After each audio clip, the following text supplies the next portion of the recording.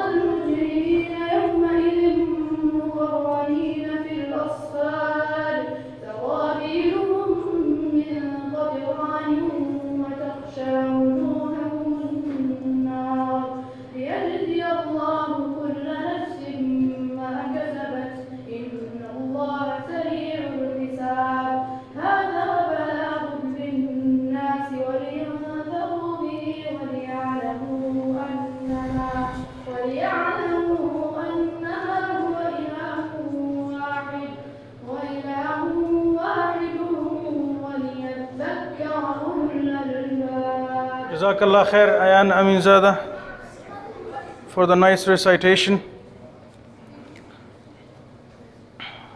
So now it's time to invite our Sheikh Abdurrahman Al-Khattab, Imam from Southwest Masjid. Sheikh Abdurrahman Khattab is currently an Imam at Southwest Masjid. He dedicated to solve and tackle Muslim youth issues in the Western world. Finished his Islamic 2017 from the Islamic institution in Al-Madinah Al-Manawwara. He's passionate about exploring the treasures and meanings of the Holy Book of Allah.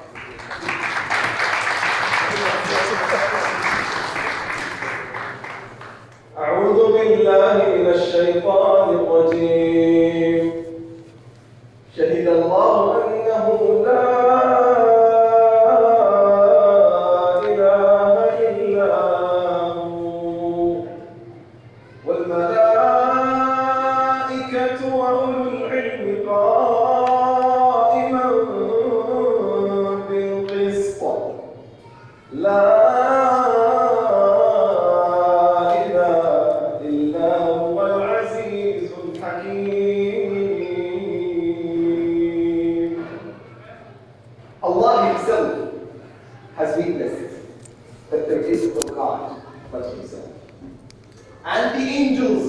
have witnessed, and the people of knowledge. He is the maintainer of justice. Indeed, there is no God worthy of worship but Allah, Almighty and All-Wise. Allah subhanahu wa ta'ala sets this verse as a ground for all humanity to stand upon and start their journey of finding a God.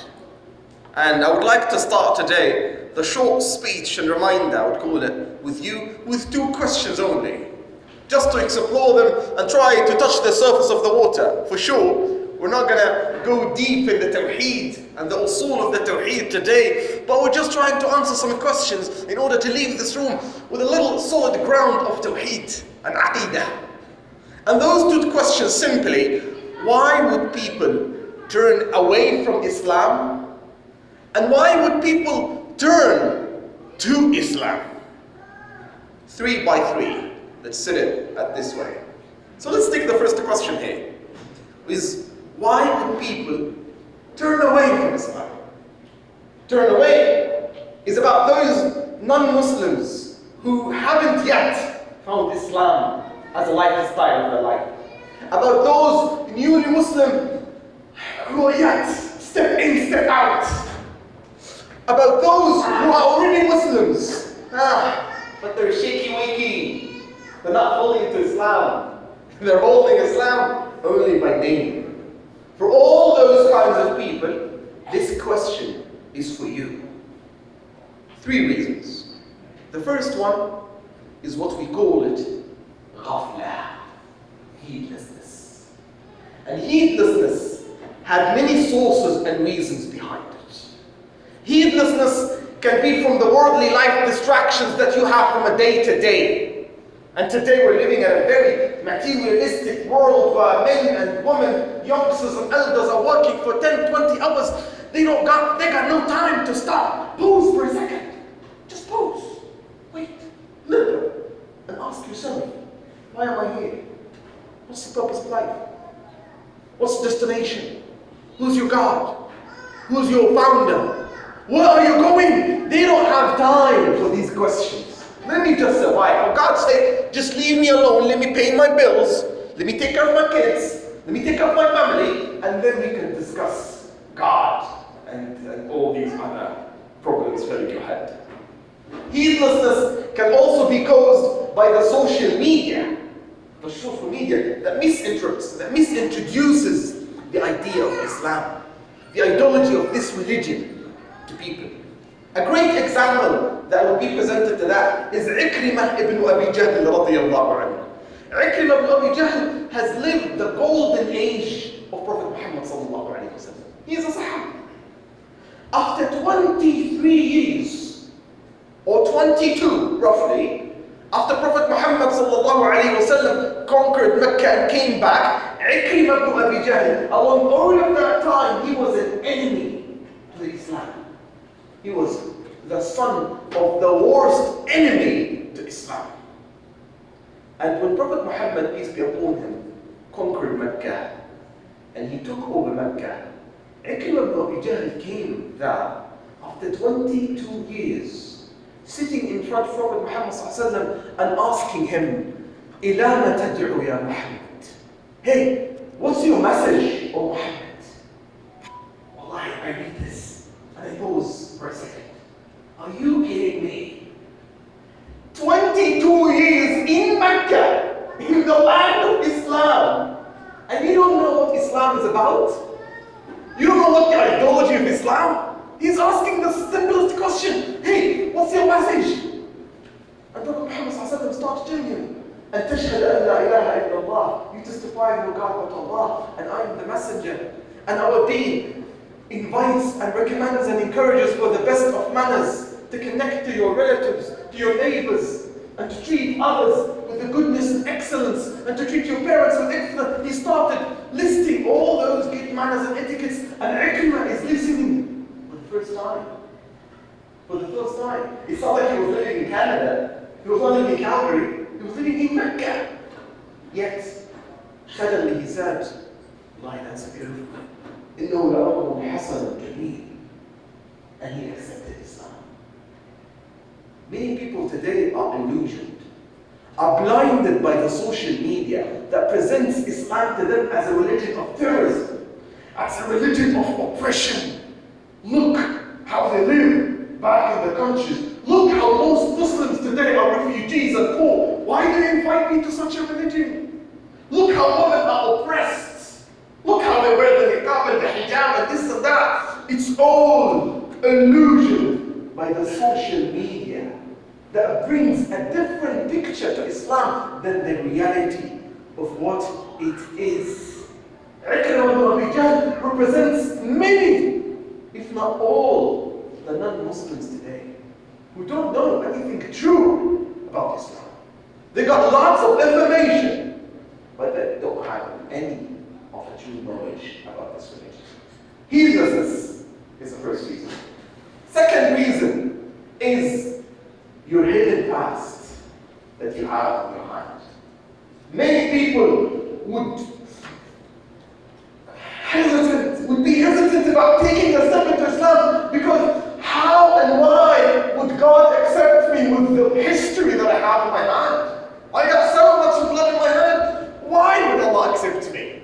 Why would I come back to Him? That's even a question. That's one door that Shaitan sneaks to you, even to the Muslims and the youngsters and the youth of Muslims today. But look how much you did in your life. Do you think just by coming back to Allah, Allah will accept you like that? Eh? You forgot your past? Forgot how many times you fornicated? How many times you cheated? You lied? You drank and you got wasted? That was the exact same mentality of Amr ibn al-As radiallahu anhu. Amr ibn al-As, when he came to accept Islam, and Prophet Muhammad sallallahu alaihi wasallam told him, Ya Amr, ubsut yadaka wasafihk. Hey, give me your hand. Let me shake. Amr ibn al-As pulled his hand suddenly, and he remembered, but Ya Rasulullah, O Messenger, وَغَدَرَاتِ وَفَجَرَاتِ. What about my sins? What about my past? He started like, hey, I don't think I'm set for that. I don't think I'm ready for it. And then Prophet Muhammad sallallahu alaihi wasallam gave him the key answer. He said, Ya Amr, أَمَا عَلِمْتَ أَنَّ الْإِسْلَامَ يَجُدُ مَا قَبْلَهُ. Didn't you know that Islam forgives all the past? Didn't you know that once you take a step and repent back to Allah, it's a fresh new beginning? Even if you spent 70 years sinning and attacking and fighting Islam, Allah subhanahu wa ta'ala forgives. Allah takes back the new beginnings. This is why even when you become a Muslim, Allah keeps opening new beginnings for you.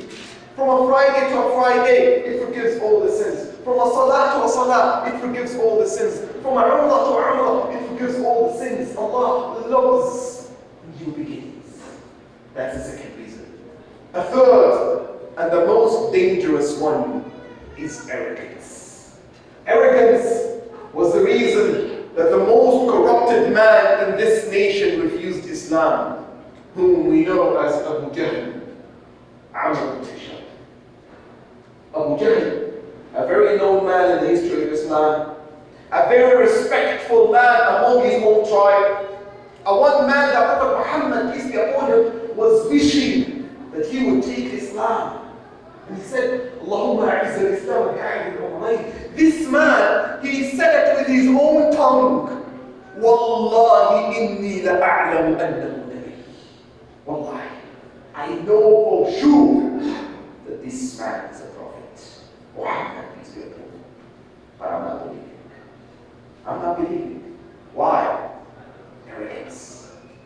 This is why when Prophet Muhammad defined arrogance, he gave such a profound line. He said, Al-Kibr huwa batal al-haq wa ghamdu al-nas. What is batal al-haq? Batal al-haq is to know the truth. Bismillah. Know the truth. Al-Kibr is to know the truth. You see it. It's right there, isn't it, in front of your eyes. You reject it. Because Islam is a not one day thing.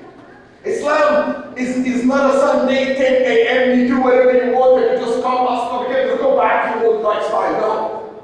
Islam and do's and don'ts. Islam is a commitment. Islam is a promise that you make it with Allah subhanahu wa ta'ala once you say la ilaha illallah. Islam is going to equalize you with the poor and the black and the brown and the white. Islam is going to change the way you and your family and your tribe and your nation would act. It is going to erase all racism and discrimination. And some people don't like that. بطل الحق وغمط الناس is to look down upon people. I don't refuse Islam because of that. Many people today, they don't want Islam because I'm not willing to commit 5 times a day. I'm not willing to commit to a God and stop holding my life. I'm not willing to get married to one only lady and just stick to that. I want to enjoy myself. I want to jump from a relationship to another. I want to drink whatever I want. I want to practice my morals according to my own moods and times. This is why I reject Islam. And every single non-Muslim on this planet cannot go out of those 3 reasons. Now, let's look at the other side. As people would turn to Islam, why would they turn to it? We have already shared a brief about why they turned away from it. Those 3 reasons. Check yourself out. Try to sift your heart around. Hopefully, inshallah, none of us will turn away from Allah subhanahu wa ta'ala. Secondly, is when you turn to Allah. Why Islam? The first reason is that those people would be truth seekers. Those kind of people, they're probably financially well established. They're not facing any injustice in the community. They're having, mashallah, a good social, emotional, financial ground that they're standing upon. But when they wake up in the morning, it's something. They need to seek the truth. A good example to that is Salman al-Farisi. Salman al-Farisi, long story short, a man who traveled from Persia all the way to Medina just looking for the truth. The traveling, not just only from lands, even from religions. He was a Majusi or fire worshipper, and then he became a Christian. And then his own Christian master, teacher, priest told him, the prophets that would come at the end of times has 3 signs. Once you find those 3 signs, follow this prophet. Those 3 signs were, he will come from the land of Al-Halqatain, the land of trees. And that was in Medina. So he went to Medina and he found a man claiming that he's a prophet. Second sign, that he does not accept donations. So Salman al-Farisi came and gave some sadaqah, some donation to Prophet Muhammad, peace be upon him. Prophet Muhammad did not eat from it. Salman is observing from a distance, seeing Prophet Muhammad take a bite. Nah, he gave it to Abu Sufa. And then he came again and told him, Ya Rasulullah, this is a gift. And then Prophet Muhammad accepted it and ate from it. Second sign is checked. The third sign was a bit difficult to check out, and that was a scar. Khatm al-Nubuwwah, that was in the left shoulder of Prophet Muhammad. So one day, as the Prophet, peace be upon him, is standing in the grave, and there is a kufi, there is an izar on him. Salman al-Farisi is going around in circles. He's trying to seek it. He's trying to observe that sign, but he can't. Prophet Muhammad saw him with the corner of his eyes, and he knew what he's looking for. So he took down his izar, and Salman saw the third sign with his own eyes, and he said, فَانْكَبَبْتُ عَلَى رَسُولِ اللَّهِ, I jumped on him, crying and tearing. Finally, I found the truth. Truth seekers like Salman al-Farisi, wallahi, by Allah, if they are seeking the truth for real, Allah will guide them. Allah will guide them. Will guide them to the peace and tranquility and light that each and every one of us is looking for. Abdullah ibn Salam, a Jewish man who knew that there is a prophet coming. And Allah said that the Jews and Christians are not denying you. They know you're the true messenger. It's written in their own books, in the Bible and the Torah. فَإِنَّهُمْ لَا يُكَذِّبُونَكَ وَلَكِنَّ الظَّالِمِينَ بِآيَاتِ اللَّهِ يَجْحَدُونَ. But the wrongdoers among them, they're denying the sign of Allah. But they know it's the truth. Abdullah ibn Salam was a Jewish man. He came to Prophet Muhammad and told him, I got 3 questions for you.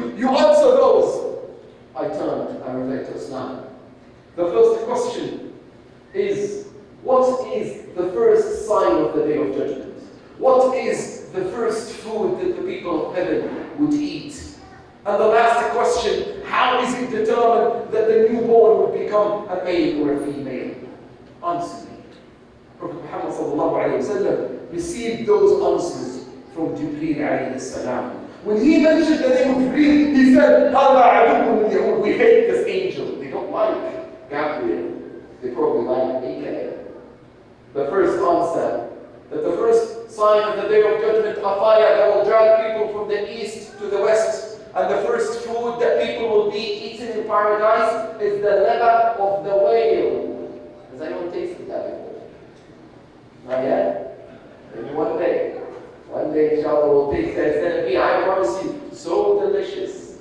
Liver of the whale. I don't know how that even looks like, but I don't know. The only thing I know, that فيها ما تشتهيه الأنفس وتلذ الأعين. You will enjoy it. You will love it more than the spicy biryani or shawarma that you will taste today.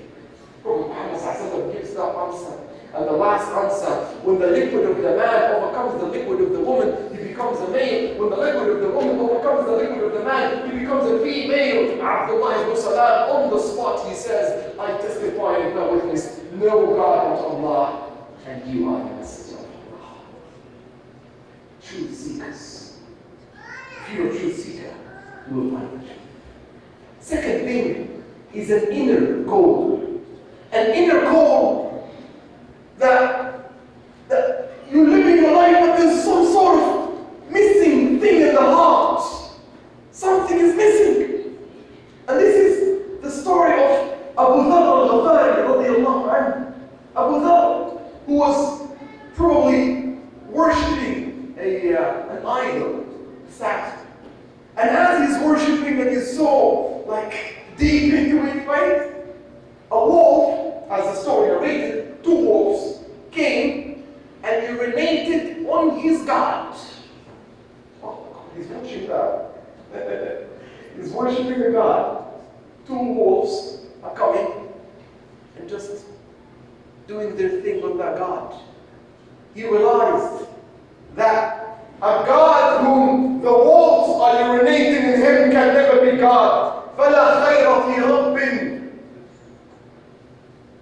أَتَكُوا الْمَطَالِبُ. He wrote a whole poem on that, and he gave it, subhanAllah, he posted by both the great poems that he wrote. And then he went to that man who's claiming that he's a messenger, and he asked him about Islam. And once Prophet Muhammad explained Islam to him, he accepted it. And on the spot, he said, Ya Rasulullah, istakhdini. Use me. I can be used. And in that, a message to all the new Muslims here. Any new Muslims, please hands up. Hands up, mashallah, tabarakallah. The youngsters out there. May Allah subhanahu wa ta'ala bless your journey. Now this is a very profound message for you. Abu Dharr on the spot, he said, oh Prophet, use me. Prophet Muhammad told him, Ya Abu Dharr, I mean, you're not a leader. You're not a master among your people. You don't have a strong tribe that can defend you. فَرْجِعْ إِلَىٰ قَوْمِكَ وَادْعُوا إِلَى الْإِسْلَامِ. Go back to people. We don't want you to announce your Islam. We don't want you to go public. We don't want you to fight for it because you don't have the abilities. So take it easy for yourself. And in that, a really deep understanding for Prophet Muhammad situation for new Muslims, for all those who will be faced with difficulties. Allah knows. Allah will put you in that. Some will be disowned by their own fathers, will be kicked out of their own homes. Your friends will ditch you, will leave you, and you will end up sometimes alone. Prophet Muhammad understand that. And this is part of the challenge and part of the journey for Allah subhanahu wa ta'ala to put you under test and shape your iman for you to become a believer. أَحَسِبَ النَّاسُ أَنْ يُتْرَكُوا أَنْ يَقُولُوا آمَنَّا وَهُمْ لَا يُفْتَنُونَ. This is part of the journey. The last reason why people turn to Islam is to find security. Security. Financial security. First and above all. Like Safwan ibn Umayyah, Safwan ibn Umayyah was really a wealthy man. He didn't need much. But money, always a good way to attract people. And this is one of the strategies that Prophet Muhammad ﷺ uses sometimes to bring people to Islam, to give them financial security. Safwan ibn Umayyah says, Prophet Muhammad ﷺ kept giving me the nations and money حتى أحسست حبه في قلبي, until I loved him. I can touch the feeling. Imagine, someone gives you generously, blindly, mindlessly. You want 100,000? Take it. You want to buy a home? Take it. You want a camel? Take it. You want a Lambo? Take it. You want a BMW Benz? Take it. A human's nature will drive to love Islam. Some tribes even came to believe in Prophet Muhammad ﷺ just because they heard the news أن محمدا يعطي عطاء من لا يخشى الفقر. Muhammad is giving money and goods like no tomorrow. No tomorrow, just take it. Financial security, emotional security, social security, all those social securities that you see today, your child benefits, your EI, your RCCP, ICCP, all these letters and the CRA, I'm not very familiar with all of them, but Islam was the founder of all of them. Islam has built a whole system of zakah so that the orphans are covered, the poor and the needy are covered, even those who are working in the minimum wage and they can't pay, but at the end of the month, they don't have much. There's called a masakin. They are covered. And those who are in debt, if you're in debt, you've got lots of school loans and stuff on your shoulder, you are covered. Islam has built a way that the whole community is your own family. The whole Muslims is your backbone, so you're never broken. That's the beauty of Islam. And this is why people turn to Islam, not in a very, especially today. Wallahi, especially today in a very materialistic world, that if you ended up in jail, probably your own family will be asking about it. If you're on drugs, if you're in a tough situation, if you're in a car accident, no one is worried. Everyone's busy, bro. No one got time for you. Allah subhanahu wa ta'ala brings a system that there's a whole nation, a whole ummah cares only about you. And therefore, people step into Islam and they take it as a step. But the thing is, when you step into Islam, and please, I'm exceeding the time, so I don't kind of skip my 30 minutes.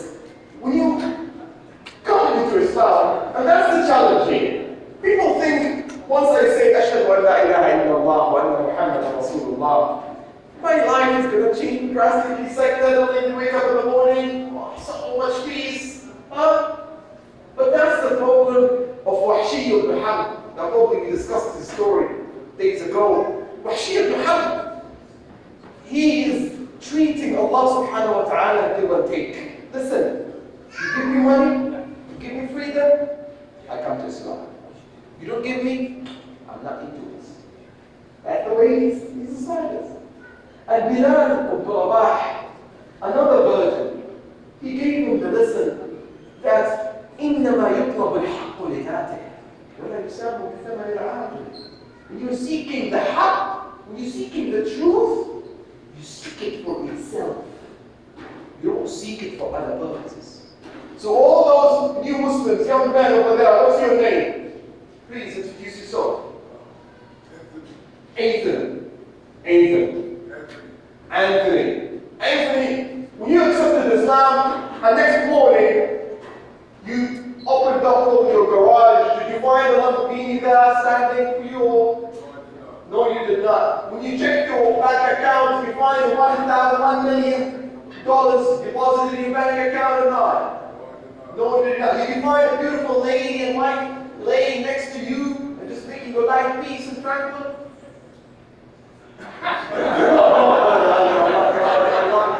The answer is no, you did not. Allah subhanahu wa ta'ala is not going to bring down miracles to change the beauty of your life. Allah is not going to change your life in a blink of an eye like that. Allah didn't promise He will give you dunya and materialism. No, it's not set. You're not going to get money. You're not going to get wealth. You're not going to get the beautiful ladies, the beautiful pleasures of dunya. That's not the promise of Allah. But Allah subhanahu wa ta'ala made one promise. He said, وَمَنْ يُؤْمِنْ بِاللَّهِ وَيَعْمَلْ صَالِحًا مِنْ ذَكَرٍ أَوْ أُنثَىٰ فَلَنُحْيِيَنَّهُ حَيَاةً طَيِّبَةً. The one promise that Allah guarantees to you is hayat al-tayyibah, is a decent life. A decent life, Ibn Kathir says, hayatan fi sakinah. He narrated this hayat al-tayyibah with something in the heart we call sakinah, peace and tranquility. Peace and tranquility that people are fighting for outside. People are going in drugs for outside. People are going in coke and faint and going in lots of pathways and wasted in life just for that peace of mind. And Allah promises, if you truly accept La ilaha illallah, I will give you that. And La ilaha illallah, I will conclude with that. Many Muslims today, they have La ilaha illallah, but even that peace and tranquility you're talking about, oh, you don't have nothing of it.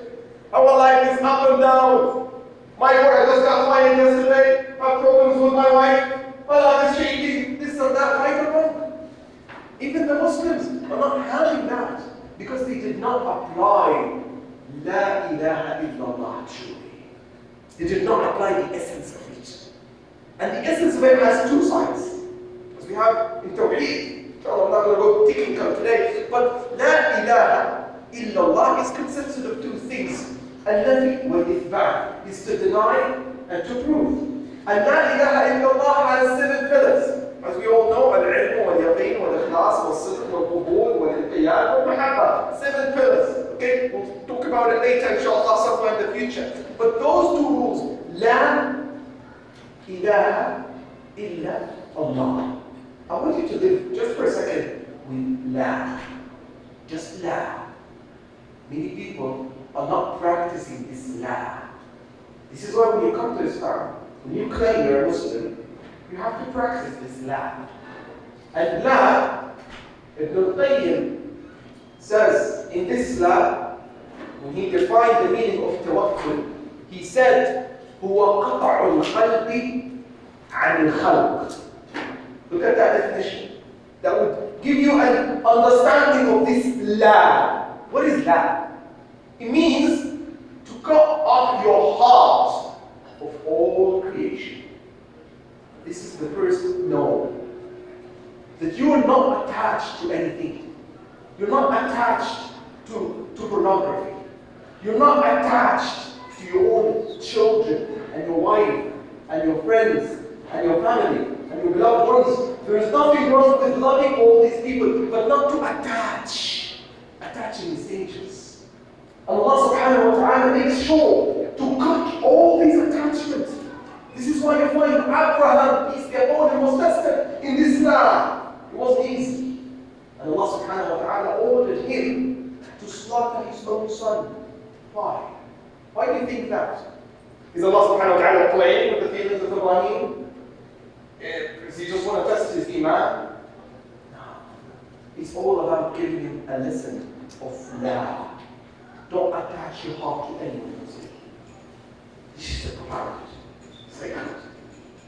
You got everything, and once you do that, once you apply Islam, take off everything, and we discussed previously the meaning of afflictions, of testings, of tribulations. What is ibtila? Ibtila means أبل الثوب يعني أكلفة. And ibtila also means to break a glass. When I throw a glass on the ground and it breaks down, it also means ibtila, tribulation. And when Allah puts you in difficulties, what He is doing, that He breaks your heart. And what happens when the vessels are broken?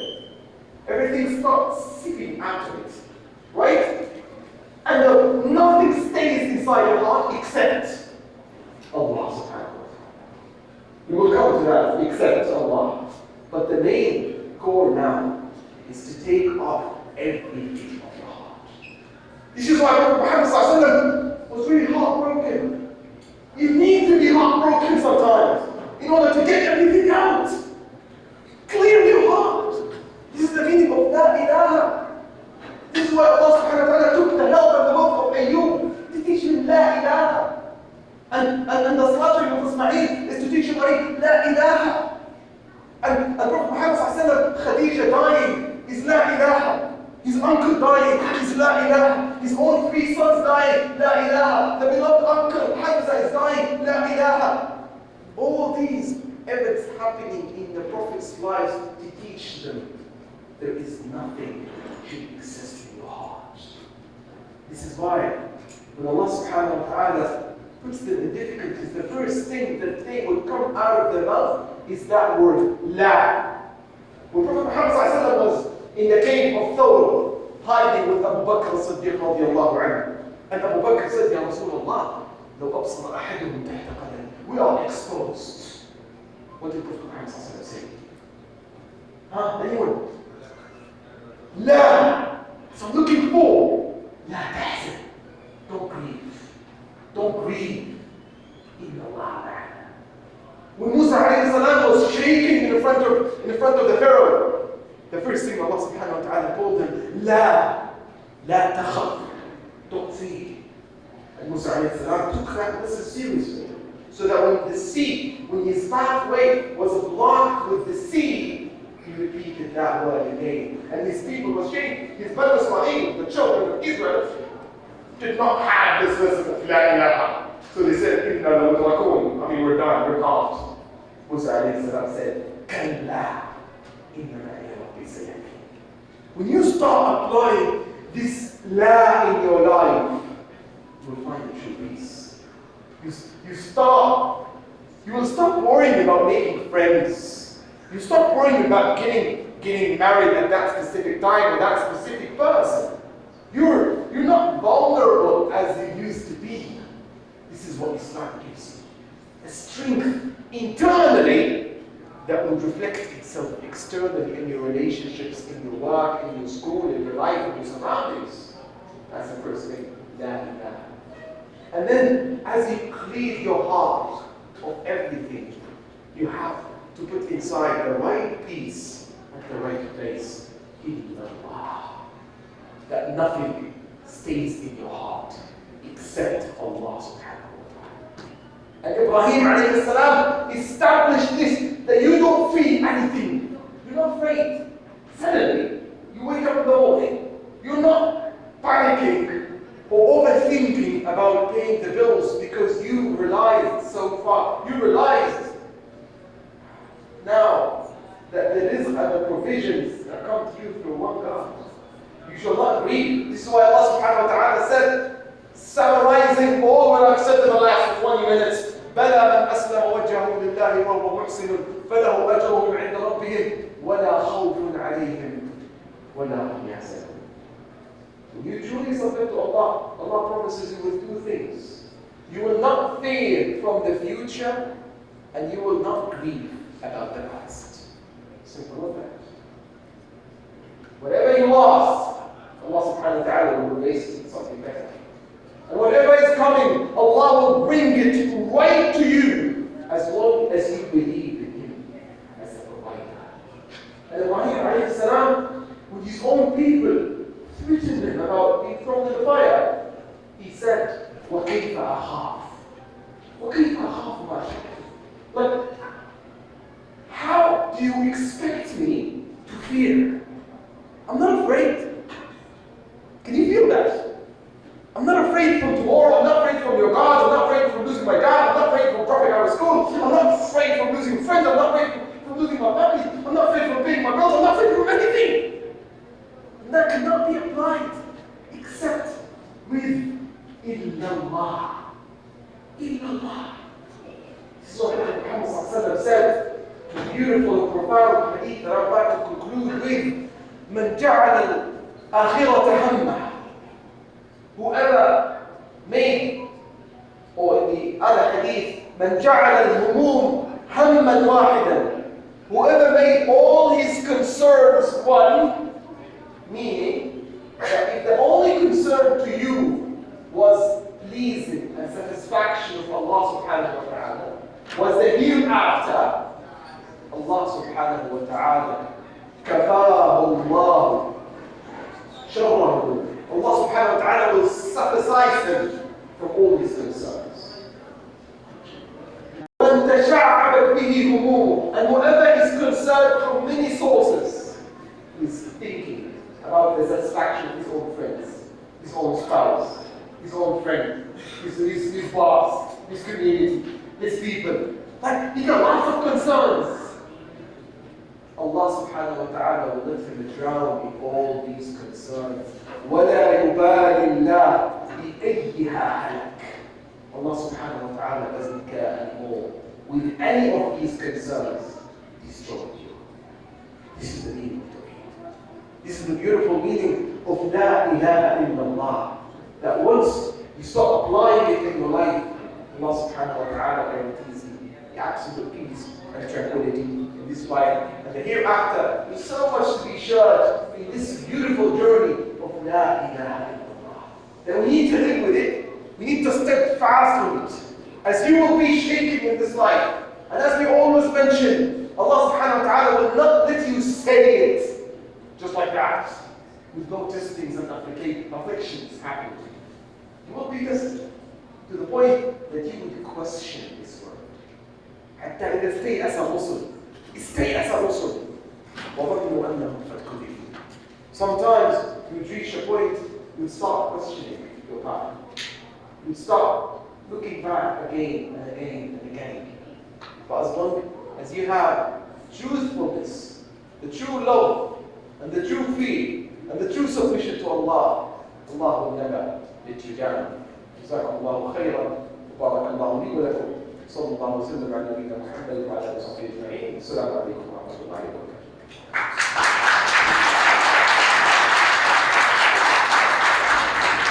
جزاك الله خير شيخ.